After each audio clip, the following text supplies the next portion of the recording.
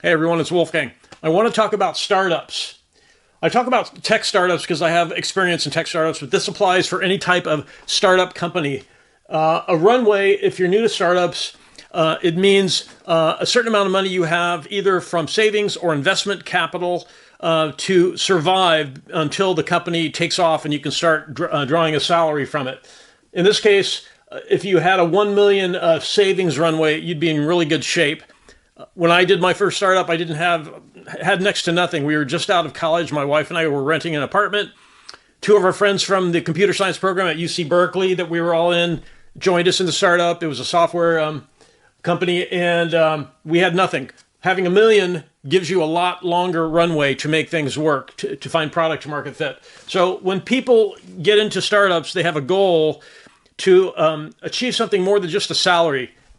The goal is usually to build equity in the company. And along the way, you don't want to have to worry about living expenses. That's why you need a runway. A savings runway can help. Or a job, if you have a job, which is the way we did it. With that very first startup, we had a job. Later on, we were able to stop working and focus full-time on a company instead of having a job and doing both. But initially, you either want savings or you want a full-time or a part-time job to provide living expenses. You just don't want to have to worry about being able to sustain your normal everyday expenses while you're doing your startup.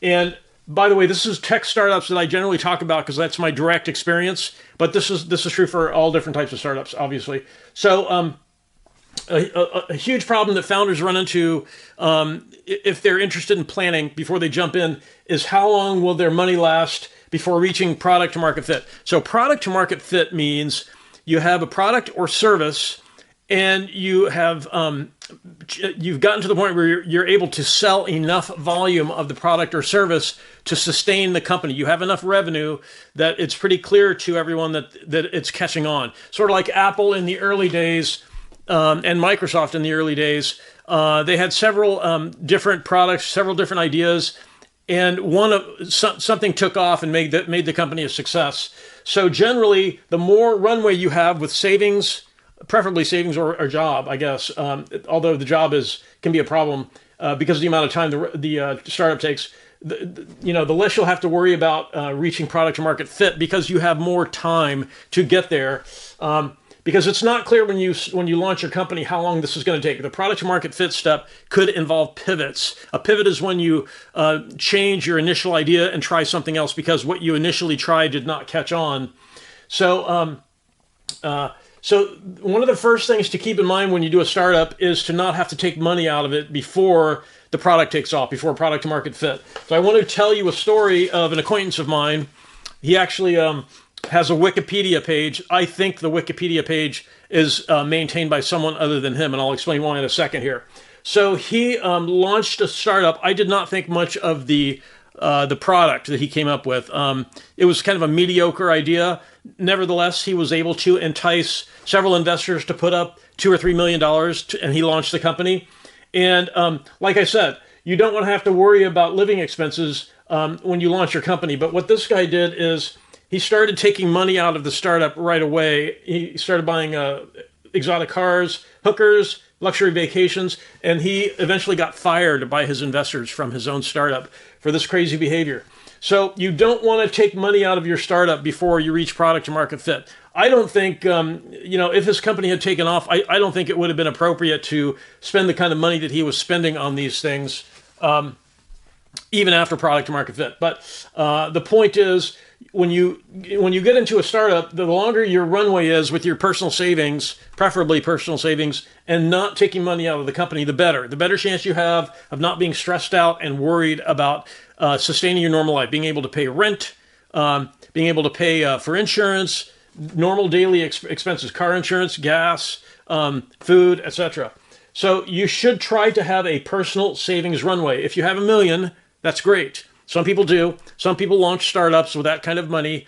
The guy who started, there's a really famous, somewhat famous founder. He got bought by Salesforce. I'm trying to remember the name of the software. He created a software product that ended up getting acquired by Salesforce for over $1 billion. and he had 2 million when he started the company. So some people start with a big runway, with a long savings runway. That gives you time to come up with an initial idea, try it, see if you reach product market fit. If it doesn't, pivot to another product or service and keep going. So he had 2 million, and his first idea did not work. He had to actually pivot. The product I'm thinking about is it's a competitor to Microsoft Teams. I can't remember the name of it. It's a very common product. I'm surprised I can't remember it. Anyways, so after you reach product market fit with a product, it's fine to take a modest salary out of your startup. So at that point, your savings is off the hook. You can start banking some money out of your startup after you start earning some revenue. So I've done several tech startups, and there's usually 3 concerns with all founders, not just me. How long is it going to take until we start selling in sufficient volume to keep the company going and preferably to self-sustain it? Product market fit, that's product market fit. How long will it take to get there? How many pivots of the product or service? How many changes will we have to make? Can we raise investor capital? And if so, how much? How long will that take? And then also, when you're starting, you have to ask how long your savings will last. Will it last long enough to get to product market fit? So these are very common concerns, and you will find in a startup that it's a very intense commitment of time and intellectual effort. So you just don't want to have to worry about your living expenses. If you have a runway, a savings runway, it takes a lot of the heat off. There are risks in the startup. Running out of money to pay personal bills, that can be avoided if you follow this approach. If you plan in advance and have a savings runway, 6 months to a year's worth of savings preferably. So you're risking running out of personal runway, your money supply, your personal expenses. And you're also, you've got the opportunity cost of time and career that you're devoting to your startup that may not work out. So you could have spent the time on building a traditional career or a conventional career working at a company instead of the startup. So generally there are 2 kinds of founders, and this plays into how much of a savings runway you should think about before starting your company. There are some startup founders who, when the money starts getting low, it emboldens them. And it just inspires them to do more and to fight the battle and to win the battle. That's the first type of startup founder. And I've worked with startup founders like that. I've worked with this type of startup founder too. The end is near, pull back. When the money starts getting low, bam, I've got expenses I've got to take care of. The startup's not going to work. We're 6 months to running out of cash. I've got to find a job. There are 2 different types of founders out there. I work with both of them. Neither one of these types of personalities is the right one for a startup because they can both make a successful startup. But you should know which one you are and use that to figure out how much of a savings runway you need when you start your company. If you're the second type, the end is near, pull back, you should know that and have a sufficient enough savings runway that you can last long enough to reach product to market fit. This first type of founder, they will just make things work. These folks, they will live under a bridge of it. If they end up living under a bridge along the way to getting their startup to work, they're okay because they think they can bounce back. But you know, the reality is once you really hit zero and you're sleeping on somebody's couch, it's not that easy to recover from that. So I don't recommend this type of founder. They can make a successful company, but it's better to have a long runway of savings. Much better because you're not stressed. There's enough stress when you're running the startup. You just don't want to have to worry about running out of money. So let's assume, though, that you have $1 million in savings runway. All right. How long will that last? 10 years in Hawaii. If you're doing a startup in Hawaii, 10 years. 18 years in Texas. 17 years in Florida. 12 years in California. So where do you want to live to do a startup? Tech startup, any kind of startup. Texas, you want to live in Texas, or you want to live in Florida? Not in Hawaii, probably not in California. Because even if you only have $50,000 saved up, your money is still going to go further and last longer in both Florida and Texas, right? So this was just a $50,000 annual budget person with $1 million set aside to create a new company, his startup.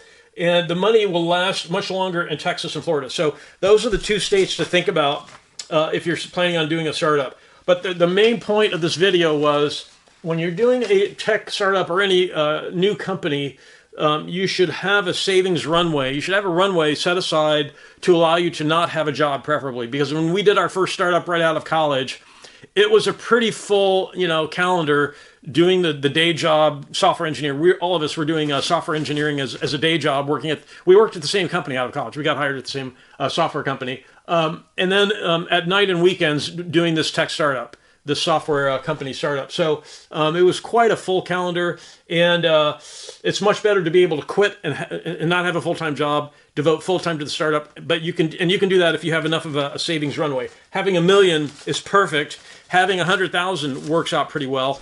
50,000 if you can make product to market fit really quickly. Generally, if you can reach product to market fit in 12 to 18 months, you've done well. So if you're budgeting for this, plan on saving up 1 to 2 years of living expenses, because you're not going to be able to take money out of the startup. A lot of investors will not want you to do this. This acquaintance of mine who did this, he kind of ruined his reputation. There's a Wikipedia page, and I don't want to give the name of this guy because I just don't want to be known as being associated with him. But I think the people he burned, I think they put that page on Wikipedia, and they are maintaining it because you just don't want to do this. You should not take money out of your startup before product to market fit. That's investor money, right? That's money the investors put in.